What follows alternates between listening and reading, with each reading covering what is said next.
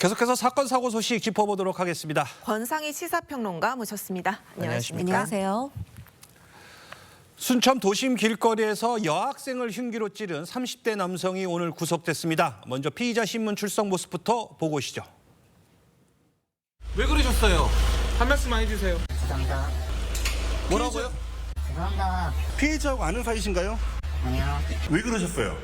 그때 기억이 나지 않습니다. 죄송합니다. 아직도 그럼 범행 부인하고 계신 거예요? 근데 증거를 다 나왔기 때문에 부인은 하지 않습니다. 피해자한테 하고 싶은 말 없으세요? 네, 죄송합니다. 술은 얼마나 마셨어요? 한 4병 정도 먹었습니다. 소주? 네.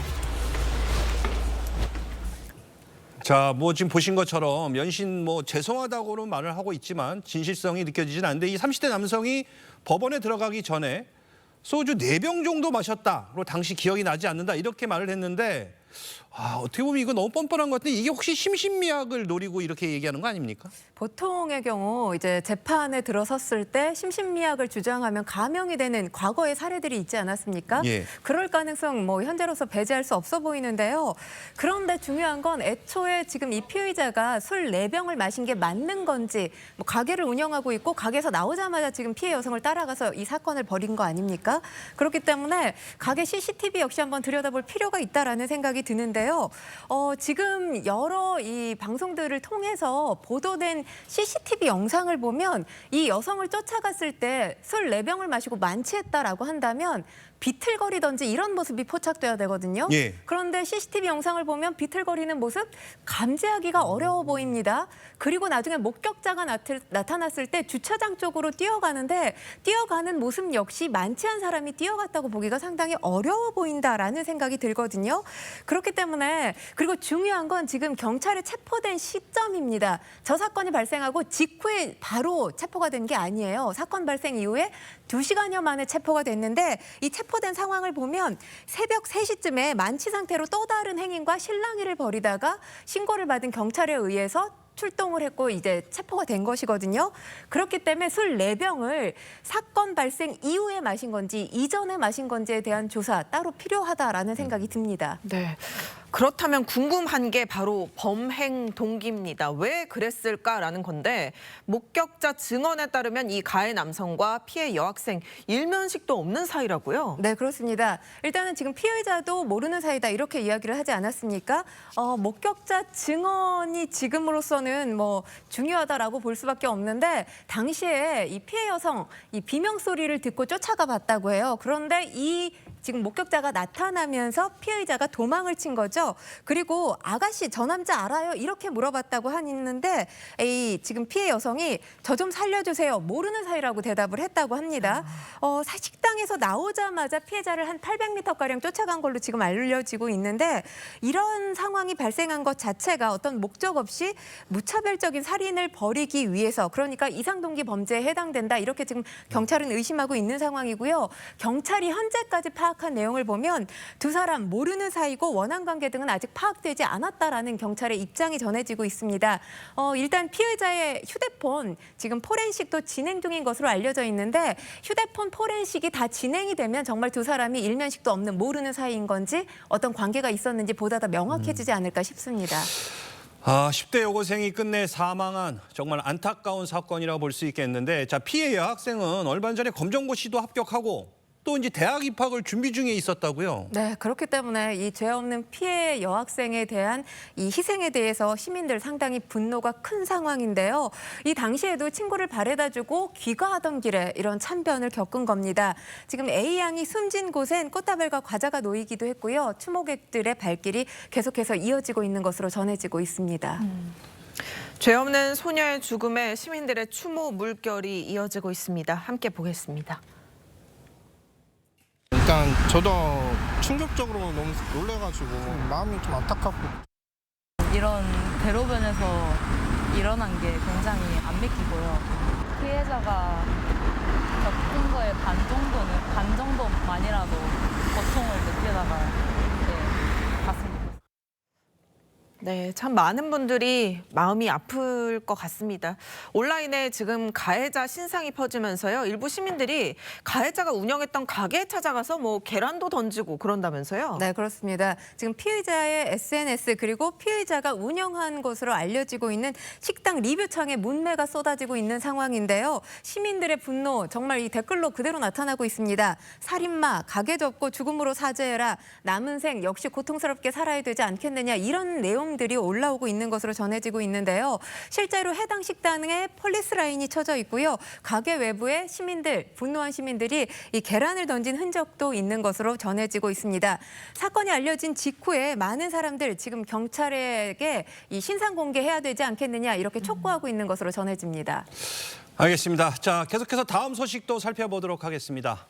광주에서 뺑소니 사망 사고를 내고 달아난 남성이 도주 이틀 만에 붙잡혔습니다. 먼저 그 모습부터 보고 오시죠. 도망갔습니까? 왜 도망갔나요? 왜 도망갔나요? 자, 지금 뭐 질문에 이 묵묵부답인 거 이런 모습인데 지난 24일로 기억이 됩니다. 이 운전 중 앞서가던 오토바이를 들이받고 달아난 사건이었는데 일단 그 사건 개요부터 좀 짧게 설명을 해주시죠. 네, 지난 24일 오전 3시경에 광주 서구의 한 도로에서 외제 고급 승용차가 오토바이를 들이받는 사고가 발생했습니다. 이 오토바이에 두 사람이 타고 있었는데 연인 사이인 것으로 알려졌고요. 두 사람 가운데 여성은 사망했고 남성은 중상해를 입은 상태입니다. 그런데 이 차량 추돌 후에 구호 조치를 전혀 하지 않았습니다. 구호 조치 없이 500m 정도 더 운행한 뒤에 사고 차량을 버리고 이 사고 차량 운전자 도주한 것으로 알려졌습니다. 이틀 만인 26일 밤 서울 강남에서 이 사고 차량 운전자 경찰에 붙잡혔는데 경찰은 이 사고 차량의 운전자 A씨가 과거 강남에서 치과 치료를 받은 기록 그리고 휴대전화 위치 정보 등을 추적해서 신병을 확보했던 것으로 전해지고 있습니다. 네, 이 사고를 낸 외제차에는요 30대 운전자와 지인이 함께 타고 있었다고 하는데요. 사고 직후 차를 버린 뒤 지인의 차를 타고 도주한 것도 모자라서 출국 시도까지 했습니까? 네, 그렇습니다. A씨 지인들의 도움으로 도피 행각을 계속해서 이어갔던 것으로 전해지고 있는데요. 사고 직후엔 함께 이 위험 운전을 했던 일행의 차량과 버스를 타고 인천을 거쳐서 서울까지 이동했던 것으로 알려지고 있습니다. 또 이 동창이 만들어준 것으로 알려진 대포폰을 사용했고요. 현금만 사용했습니다. 그러니까 경찰의 추적을 완전히 따돌리려고 했던 거죠. 이 A씨 지인이 구매해준 해외 항공권으로 해외 도피까지 시도했던 것으로 확인되고 있는데요. 실제로 출국하기 위해서 인천공항까지 갔던 것으로 전해집니다. 하지만 단념하고 서울로 이동했던 것으로 알려졌고요. 지금 가해자인 운전자, 도피를 도운 조력자에 대해서 경찰 구속영장을 신청했습니다.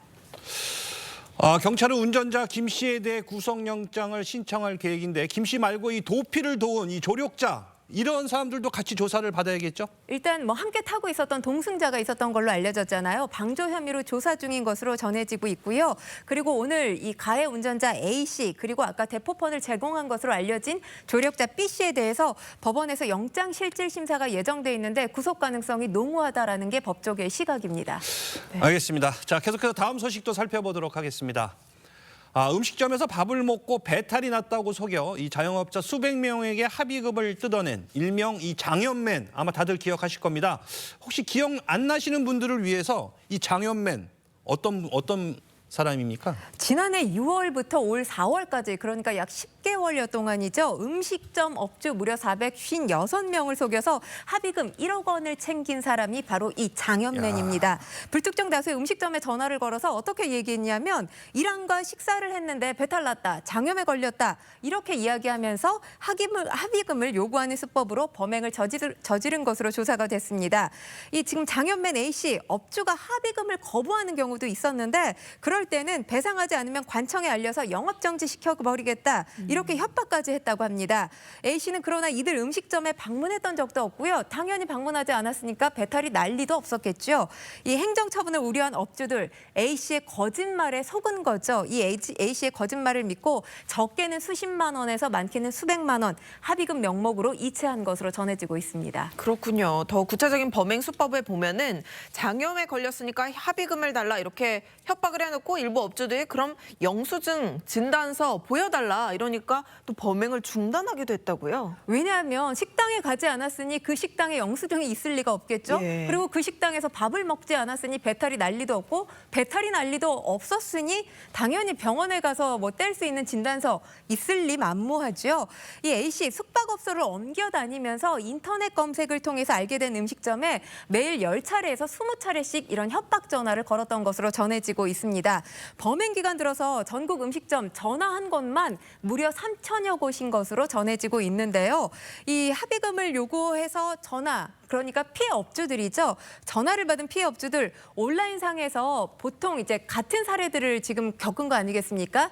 이 사례들을 공유하면서 장현맨 조심하라 이렇게 서로에게 당부했던 것으로 전해지고 있습니다. A씨 피해 업주들에게 받았던 합의금 숙박비와 치아 치료비로 다 썼다. 이렇게 이 조사 과정에서 진술한 것으로 전해지고 있습니다. 알겠습니다. 이 장현매는 지난 4월 검거가 됐는데요. 이 검거 당시 모습부터 영상으로 보고 오시죠. 장인맨으로 자 2월 15일 날 전주에 있는 저기 식당에 전화해가지고 일행 6명이 뭐 밥 먹고 식사했다고 그래가지고 돈을 뭐 요구했는데 아줌마가 자꾸 물어보니까 미수에 그친 사건으로 변호인 선임할 수 있고 변명의 기회가 있고 진술 거부권이 있고 체포 적부심을 신청할 수 있어요.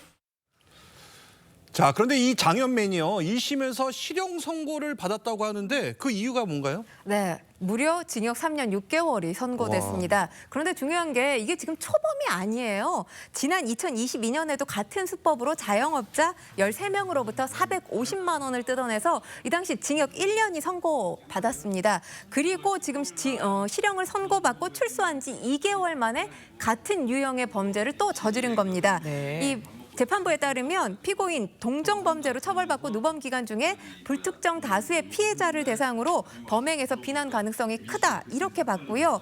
또 피해 복구를 위해서 이 지금 가해 남성 전혀 노력하지 않은 거죠. 다수의 피해자가 처벌을 원하는 점에 비추어서 피고인에 대한 실형 선고가 불가피했다라는 것이 재판부의 입장입니다. 알겠습니다. 자, 오늘 말씀은 여기까지 듣겠습니다. 권상희 평론가님과 인사 나누겠습니다. 감사합니다. 감사합니다.